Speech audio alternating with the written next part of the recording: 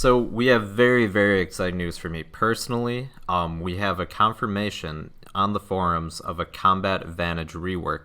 Now, it was just 5 days ago I put out my Combat Advantage guide trying to explain to people how it worked, the ranges, kind of suggesting, hey, I personally would like to see this change. And we already have confirmation that something appears to be in the works. So I'm going to read this forum post confirming it. Then we're going to switch over to the Xbox Live servers, talk a little bit about gear, talk a little bit about class balance, because from reading the comments on that video, those seem to be the other things people really seemed interested in and want to talk about. So first we're going to go over this developer post. So this is by No Worries, Cryptic Developer, and it says, Combat Advantage has always had a range requirement due to how that system functions.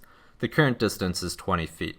So that's what I was showcasing a lot, right? I was using Hand of Blight, which had both a melee and a ranged part to it. And basically, the only way you could get combat advantage was standing right next to the target, and it would latch onto the target. Because when I was in combat advantage range, it would just register me as being in melee range. So why does it have a range? The way this particular combat advantage system was built is purely on flanking positioning and doesn't take into account if the player is engaged in combat with an enemy or not.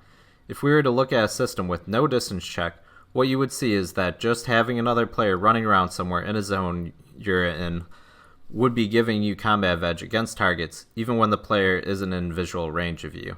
So this is kind of talking about, if you were to load into the river, the jungles of Chult, you don't want to where it's registering you as, having combat advantage over all the T-Rexes running around all the way across the map.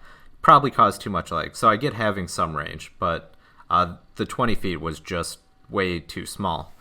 We aren't in a place where we could spend the time resources to redesign how combat advantage is structured to change its functionality to not need a distance check, although there is always the potential to do so in the future.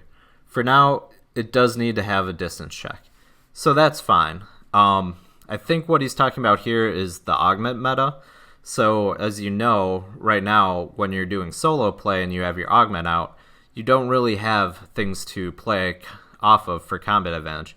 Again, you could not use an augment. You could use a normal companion. The Warlock has the Soul Puppet. There are some self buffs that give combat advantage. So you've got some options depending on your class for solo play. But I think that's what he's talking about here. When he says revamping the whole thing, they're not going to do that. So you're going to need some other object, whether it's another player or companion, and that's fine, as far as I'm concerned. That said, 20 feet is too restrictive, so we'll look into extending it to 85 feet, since the typical max range of a player power is 80 feet. And that's great. That's all I've ever wanted. That's what I've been waiting multiple years to hear. That my ranged character, that I picked because it's a ranged character, can actually play from a distance without being severely punished. Now, there's other in-game mechanics that might still make you want to play a little bit closer, maybe not quite 80 feet away, but opening that up a bit, I think, is huge in terms of improving gameplay on a variety of classes. There is always potential in the future to do a bigger pass on combat advantage to improve the base mechanic itself, so that range doesn't have to be a factor. But for now, there isn't room for that in the near term. And again, I don't know what that would look like. I don't know what their internal discussions would have been. All I can think of is maybe, structuring it in some way that even when you're solo playing with an augment, there's more options for combat advantage, or it's more available to you, because right now we're in a very companion meta heavy leaning towards augments. But extending this range all the way to 85 feet, that's really all that I wanted to hear. And it appears to be happening. This was yesterday, last night. And so we're actually going to switch over to live server and do that gear check about some ranged gear that's out there that you might want to start collecting, because this appears to be coming in the near future.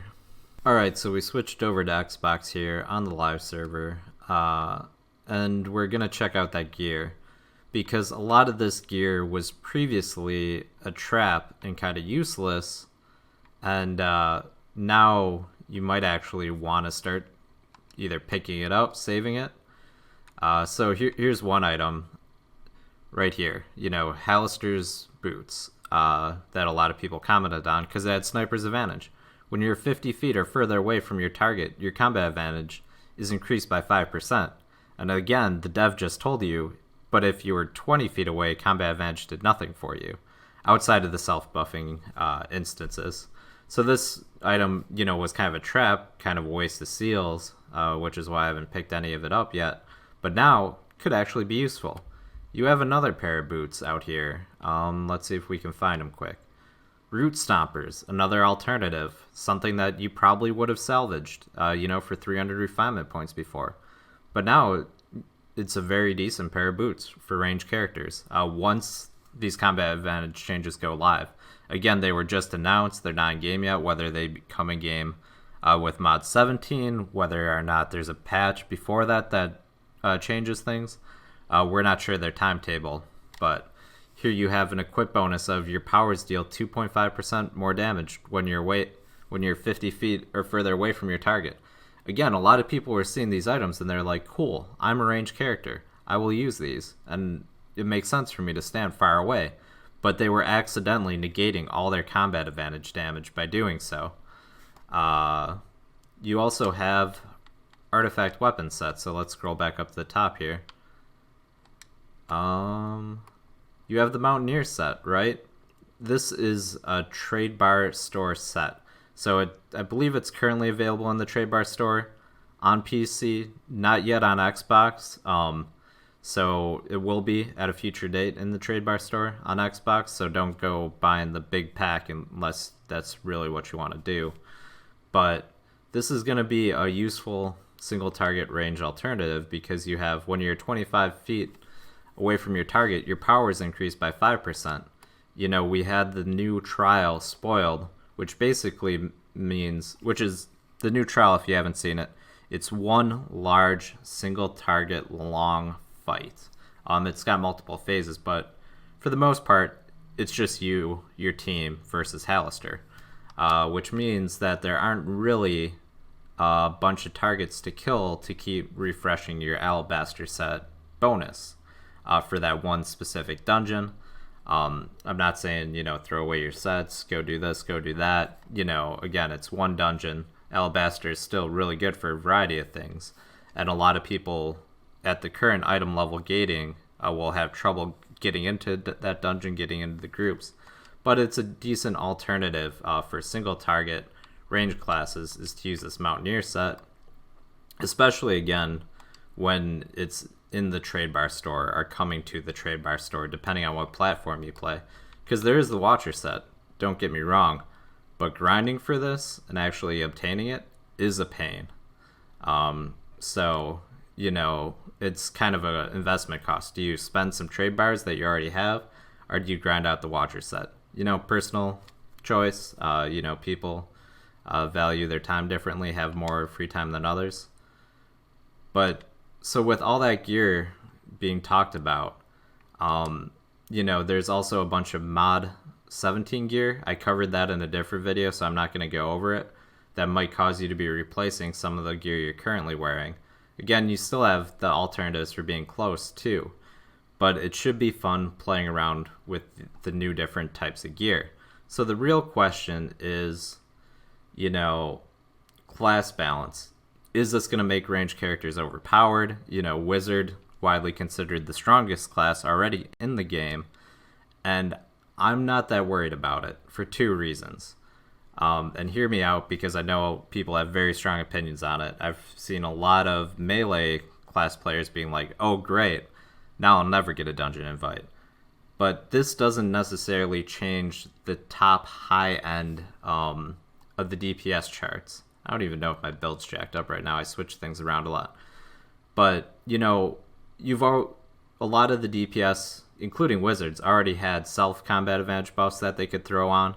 So it's really the difference of being able to free up an extra feat for a lot of them. And a lot of the high-end damage dealers, on their particular class, already knew about the melee range, already knew about having to stay in 20 feet. So they were already getting combat advantage anyways. Now it just frees up gameplay style changes. The other thing is, class balance needs to recur regardless. To me, they're kind of two separate issues. This is a quality of life improvement for ranged characters. It unlocks a bunch of the gear that they've been creating and putting in the game, but that's been useless. And this change doesn't change the fact that they still need to do a hard look at class balance, and something still needs to be done. Because a lot of people, even before this change, even before this announcement, could all agree some amount of class balancing should be done. And largely it comes down to what they have done for class balance so far in Mod 16.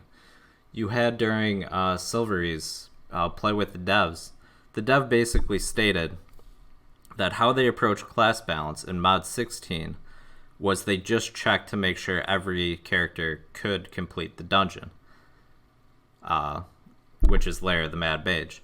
That is very different than what most players think of class balance being.